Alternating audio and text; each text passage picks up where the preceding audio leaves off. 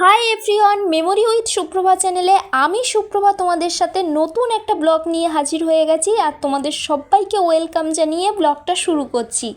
আজ আমি তোমাদের সাথে শেয়ার করব কিভাবে অথেন্টিক উপায়ে কুলের আচার বানানো যায়। এটা কিন্তু তোমরা 1 বছর পর্যন্ত সংরক্ষণ করে রাখতে পারো। কুলগুলোকে ধুয়ে নিয়ে রৌদ্রে দিয়ে নিয়েছি আর অল্প অল্প করে ফাটিয়ে নিচ্ছি। তোমরা একটা কথা খেয়াল রাখবে, 3 থেকে 4 দিনের বেশি কিন্তু কুলগুলো শুকানো যাবে না। আমি কিন্তু 3 থেকে 4 দিন পরেই কুলগুলো সব তুলে নিয়েছি আর কুলটা ঠিক এমনই শুকনো হয়েছে। এবার আমি একটা গুঁড়ো মশলার জন্য নিয়েছি, একদিকে নিয়েছি 5 ফোড়ন আর নিয়েছি মৌরি আর তারপরে নিলাম 3টে শুকনো লঙ্কা। এবার আমি একটা পাত্রের মধ্যে কুলগুলোকে তুলে নিয়েছি। এদিকে ওভেনে আমি কড়াইটাও গরম হতে বসিয়েছি আর একে একে 5 ফোড়ন মৌরি শুকনো লঙ্কা দিয়ে দিয়েছি। এবার আমি খুব ভালো করে নাড়াচাড়া করতে থাকবো আর নাড়াচাড়া করতে করতে যখনই এটা ব্রাউনিশ কালার এসে যাবে তখনই বুঝতে হবে কিন্তু যেটা হয়ে এসেছে। একটা প্লেটের মধ্যে এটা ঠান্ডা করতে রেখে আমি এদিকে কড়াইয়ের মধ্যে সামান্য জল আর নুন দিয়ে দিয়েছি যাতে কুলগুলো ভালো করে ভাবানো যায়। আর দেখো, কুলটা খুব ফুটে উঠলে একে একে আমি ওর মধ্যে জলের মধ্যে দিয়ে নিলাম, দিয়ে একটু কিছুক্ষণের জন্য নাড়াচাড়া করে নিচ্ছি, নিয়ে আমি ঢাকনা চাপা দিয়ে দেবো। আর ঢাকনাটা খুললেই তোমরা বুঝতে পারবে যে কতটা কালারটা ভালো এসে গেছে।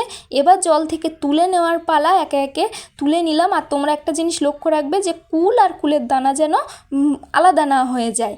এবার আমি ভাজা মশলাটা রেডি করে নিচ্ছি, গ্রাইন্ডারে মশলাটা দিয়ে এবার আমি এটাকে গ্রাইন্ড করে নেব। তবে হ্যাঁ, তোমরা মনে রাখবে যে একদম যেন গুঁড়ো না হয়ে যায়, একটু দানা দানা ভাব থাকলে গুঁড়োটা পারফেক্ট হবে। এবার একটা পাত্রের মধ্যে খেজুরের গুড় নিয়েছি আর সাথে নিয়ে নিলাম খেজুরের পাটালি।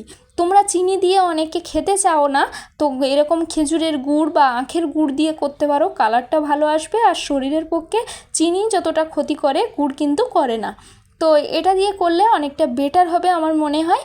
তো দেখো কতটা সফট ছিল পাটালিটা। আর কড়াইতে আমি পরিমাণ মতো সর্ষের তেল দিয়ে নিয়েছি আর দিয়ে নিচ্ছি শুকনো লঙ্কা। যেহেতু মোটা সমেত দিয়েছি কারণ এটা একটু আচারে দিলে না খেতে ভালো লাগে বা দেখতে ভালো লাগে, সেই কারণে।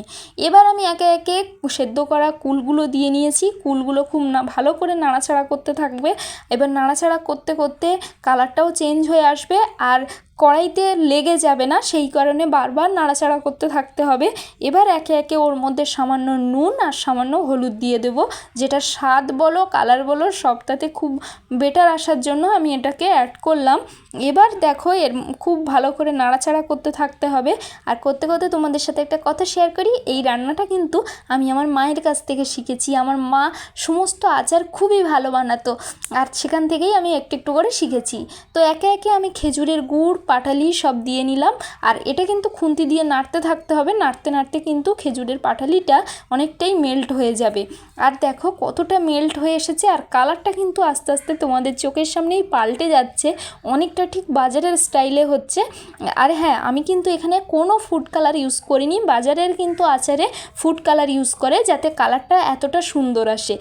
আমার কিন্তু কালারটা অটোমেটিক্যালি সুন্দর এসেছে। এবার আমি ওর মধ্যে ভাজা মশলাটা অ্যাড করে দিচ্ছি। ভাজা মশলাটা অ্যাড করে দেওয়ার পরে আরও স্বাদটা বেড়ে যাবে। আর দেখো খুব ভালো করে নাড়তে চাড়তে থাকতে হবে, নাড়া বন্ধ করে দিলে কিন্তু তলায় লেগে যেতে পারে, সেই কারণে খুব ভালো করে নাড়তে নাড়তে দেখো একটু ঢাকনা চাপা দিয়ে রাখলাম। আর ঢাকনাটা খোলার পরে দেখো কত ভালোভাবে ফুটছে।